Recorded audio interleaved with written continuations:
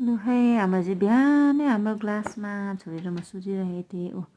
Daily आउँछ यो चरा चाहिँ होइन, आएर हाम्रो ऐनामा ठ्याक ठ्याक ठ्याक ठ्याक ठ्याक ठ्याक गर्छ।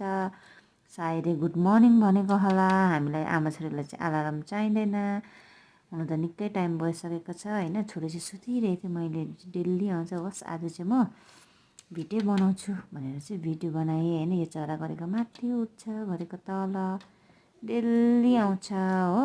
अन्त ग्लास बन्द भएकोले गर्दाखेरि चाहिँ चरा कराएको साउन्ड चाहिँ छैन, त्यही कारणले चाहिँ मैले भोइस ओभर गरेको हो।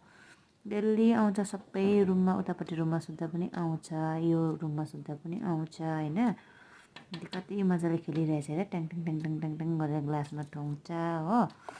अन्त यसरी नै दिनमा पनि हामी सुतिरहेको हुन्छ, आउँछ, छोरीले चाहिँ पुलुक पुलुक गरेर यो चरालाई हेरिबस्छ।